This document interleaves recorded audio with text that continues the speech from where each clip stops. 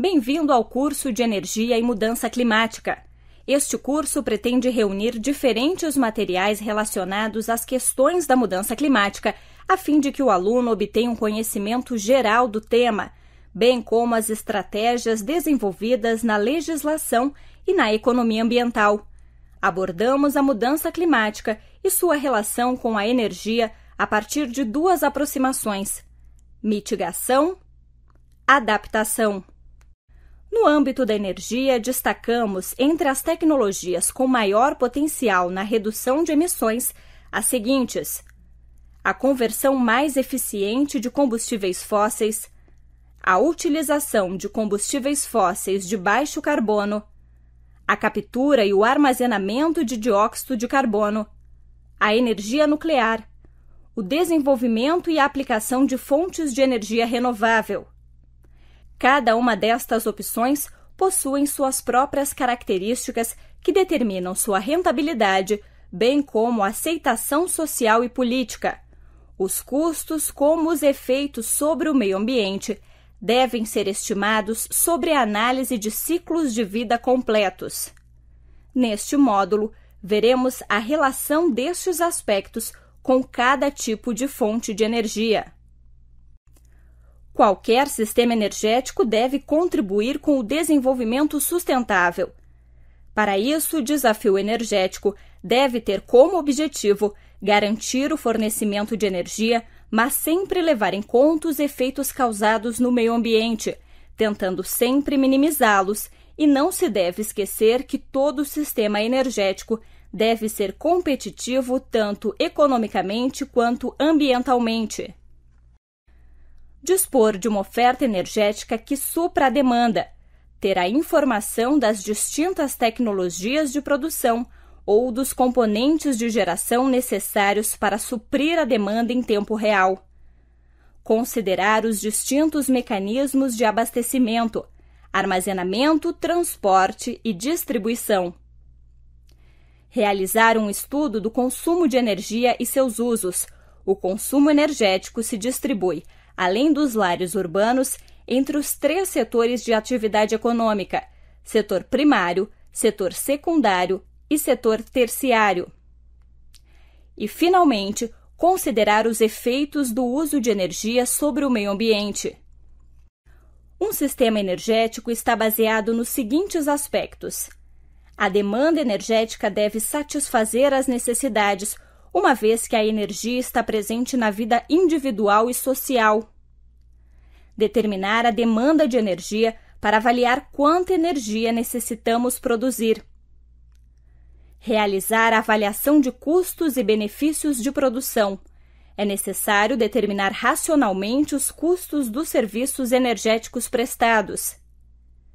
Realizar uma seleção das fontes de energia e das formas de produção mais adequadas.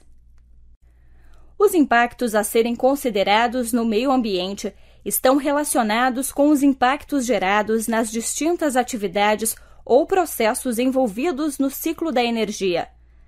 Na atividade de extração, existe a contaminação pela mineração do carvão, petróleo ou outros fósseis. Também devemos considerar o impacto ambiental da construção de barragens.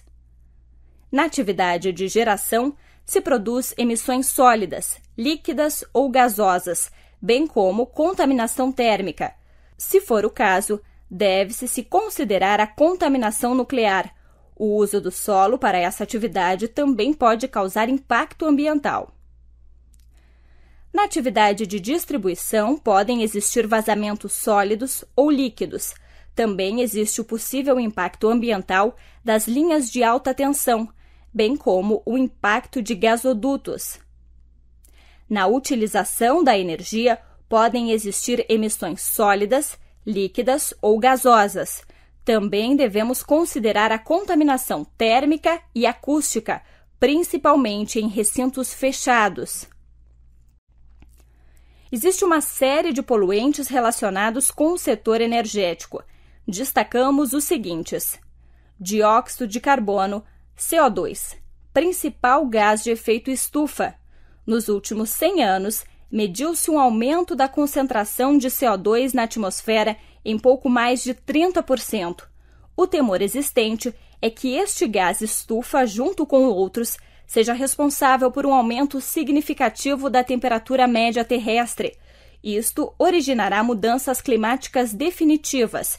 A evidência desta mudança é vista na redução dos glaciais e de parte da calota polar.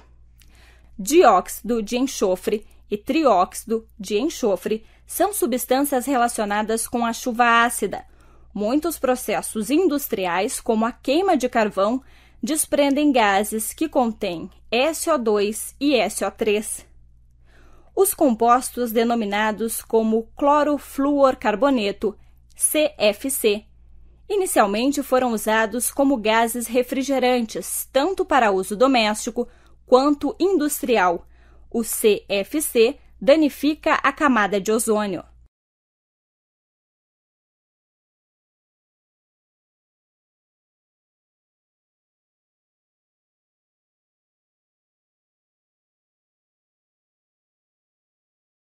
Veremos de forma gráfica em que consiste o denominado efeito estufa.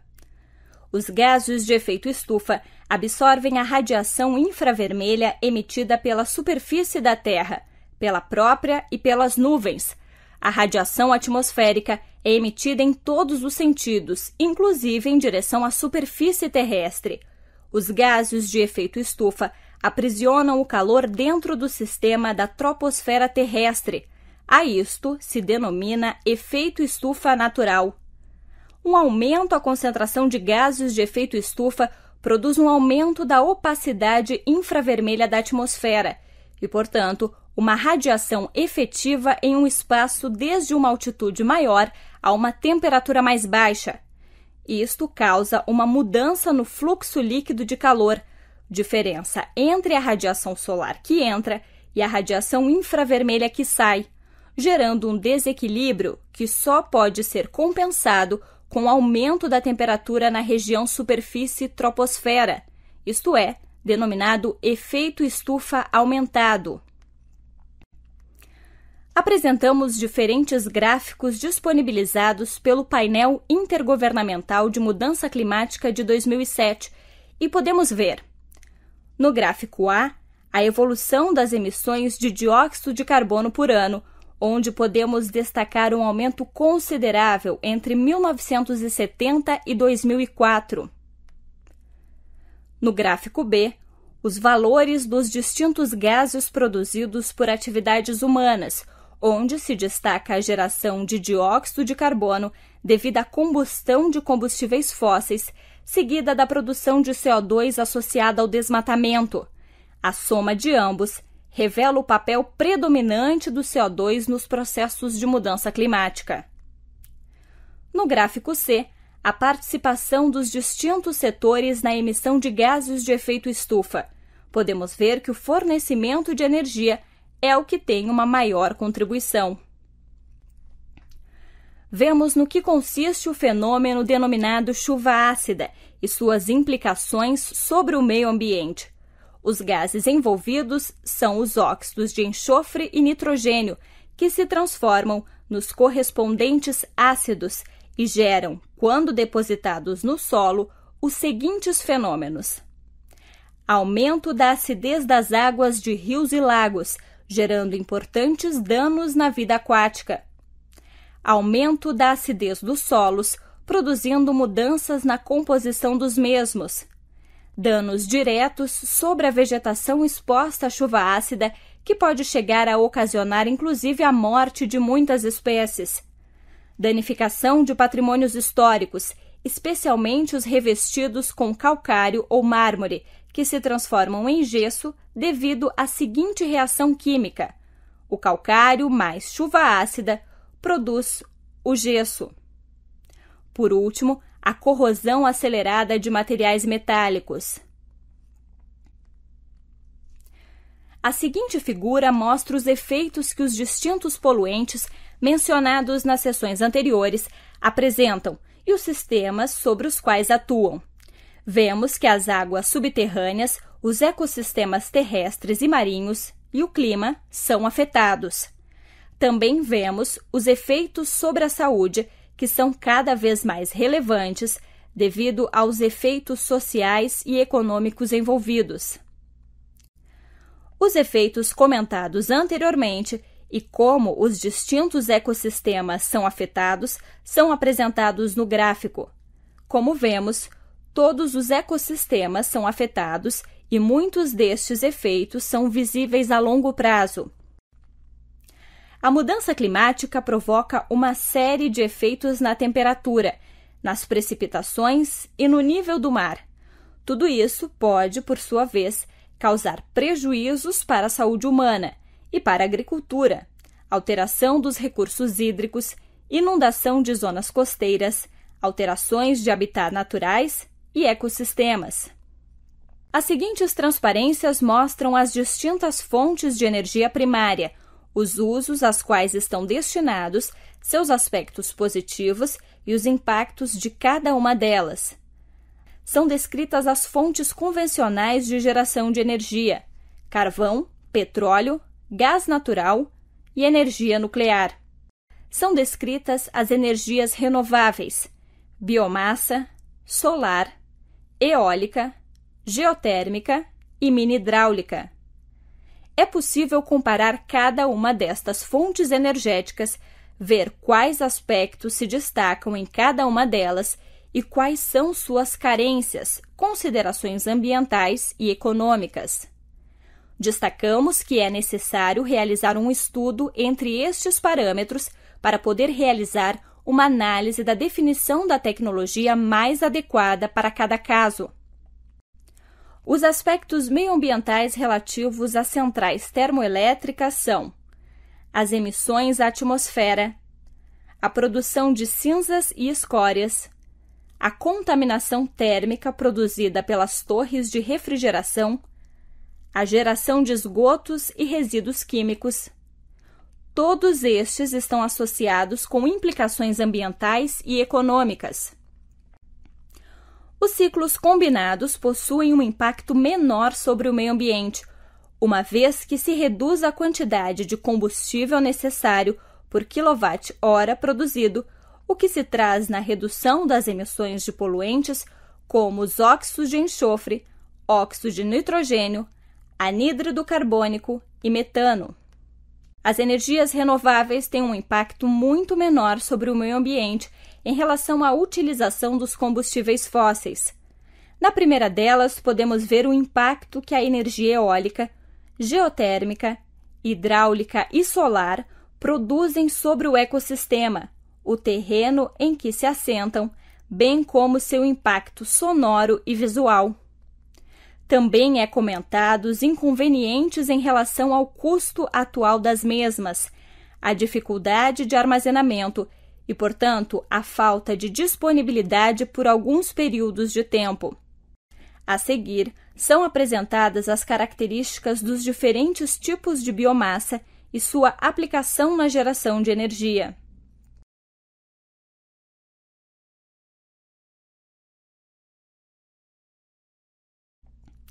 Um estudo da Universidade de Stanford estabelece um ranking de energias renováveis baseado na pegada ecológica, no impacto sobre o meio ambiente e nos benefícios para a saúde.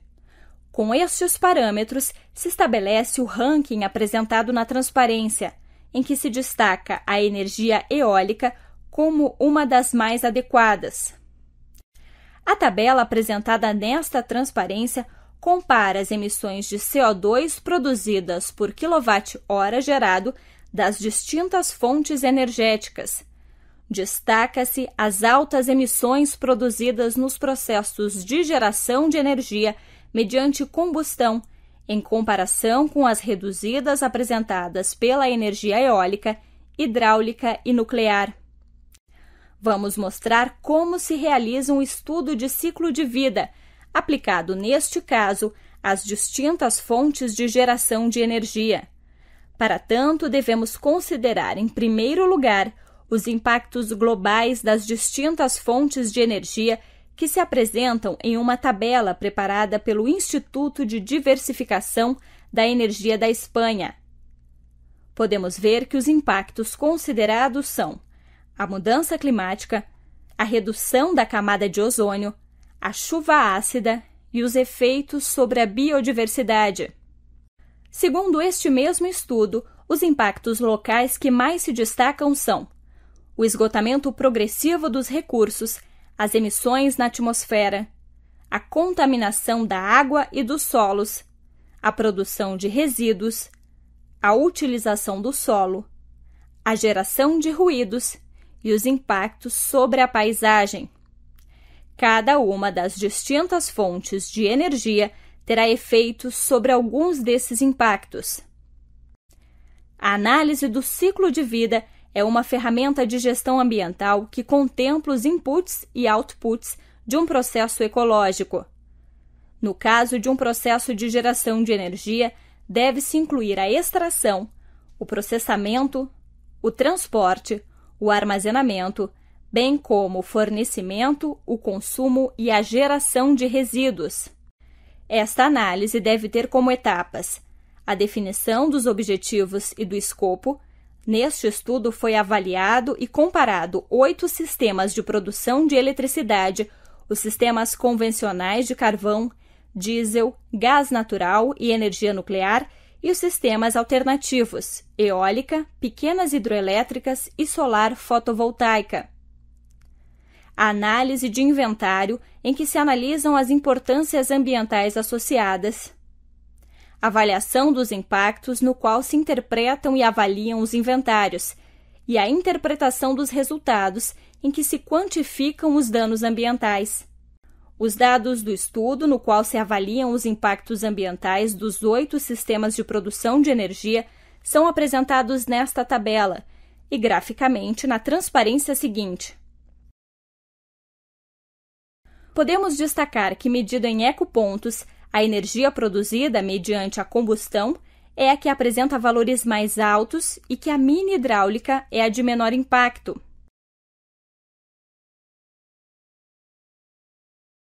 Existe um cenário de referência que nos mostra o prognóstico em condições políticas sem mudanças na redução de emissões e 2 cenários alternativos projetados para 2030.